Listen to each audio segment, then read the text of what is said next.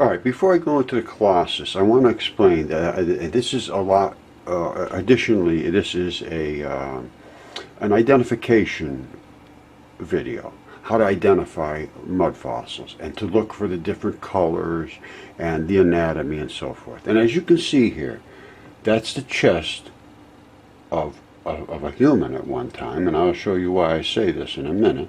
And that is in his chest cavity, his lung, and these appear to be his ribs, and this would be apparently the liver. And it's these videos are by Brian Forrester, and he is going out doing the kind of work that should be done. He's going out looking. It's a strange weathering pattern. Yeah, it's very strange.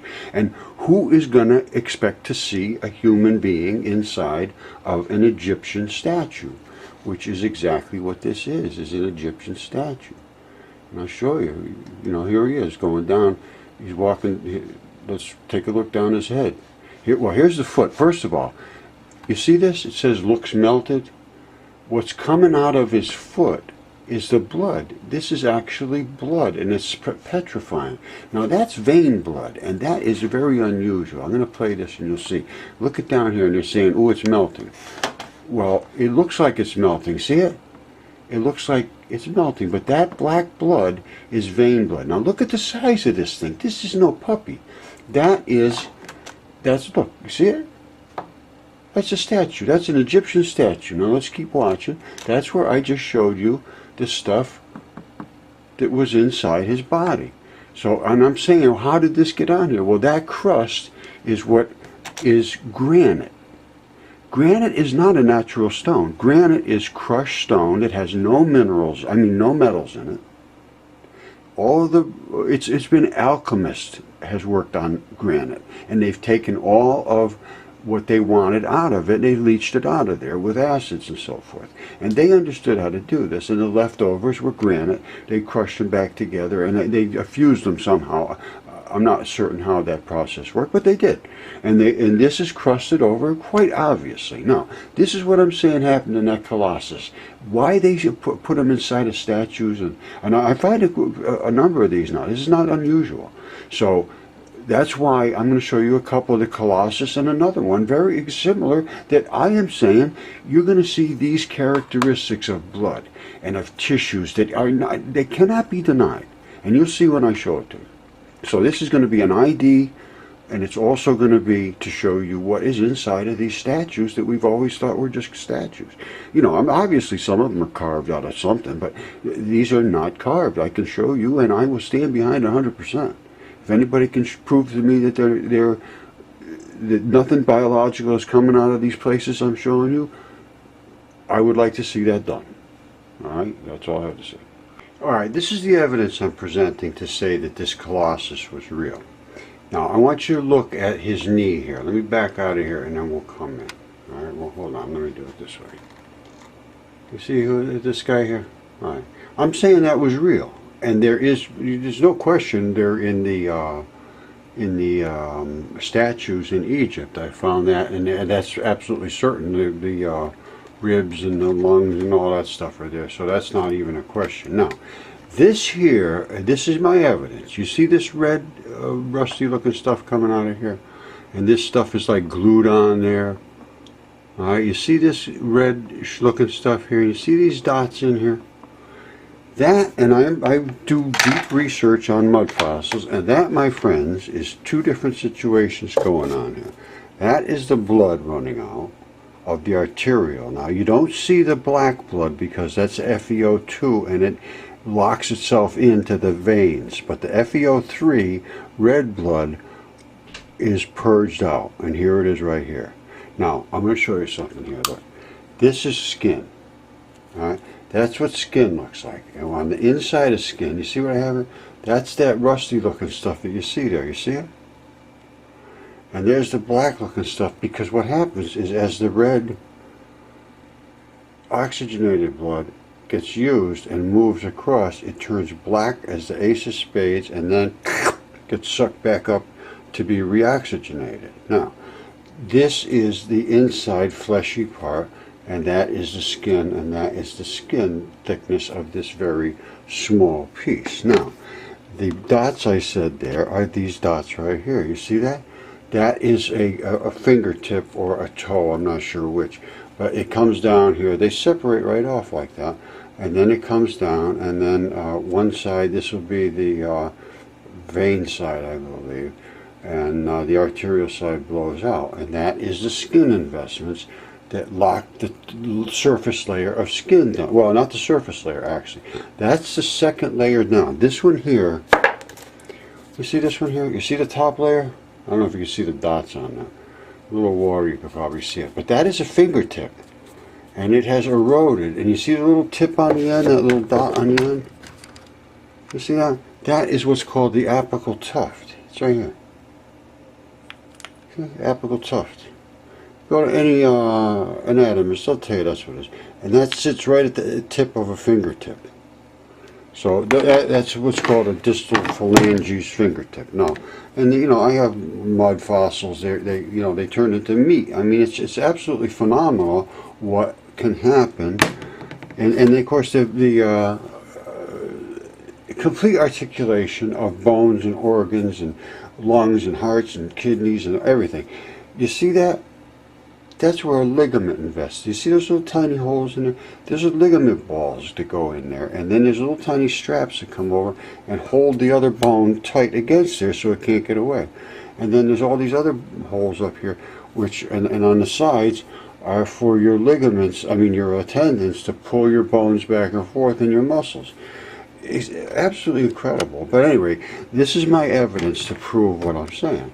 And you can see the dots I'm talking about. You see the blood investment. You see all that stuff. It's coming out of his face and out of his mouth in that area, which is kaolin clays. You can see the colors there. Colors are very, very, very indicative of what the chemical composition is. And that chemistry, and look at his other thigh. Look at this. His other thigh, he's got an arterial, look at that. He's gushing blood out of his thigh. Now, that's not just an accident. This is no accident. This guy was real. Now, apparently he had some kind of a cloak or a skin or something over him, and wherever the blood issued out here, it glued onto that fabric or whatever it is. I don't know what it was. But from what I can find here, I can find nothing that I can dispute. So that's just what it is what I can tell you.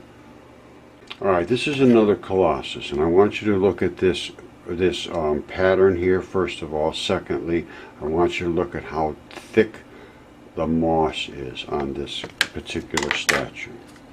Alright, if you follow mud fossils, you understand the arterial side blows out because there's no restrictions. The vein sides plug up, and that right there is the vein. And that black dot is the vein, and that is where the vein has congealed all the blood, and it's black. The other side is your artery, and that is the red blood. You see the reddish looking blood here? And that is your moss side. It loves red blood. Red blood it will eat all day long forever, and it loves it, and lichen too. You see, I mean, it's just what it is. And you see what you see there, that guy is loaded with lichen everywhere. You got lichen, there's lichen it there, and your moss is moss in there too. Everybody's just having a good time on this guy. Alright, now I'm going to show you another part of him. Now Julie Bayless sends me these things, and she's got a good eye for this stuff. So I'm going to show you another part that she sent me. Hold on.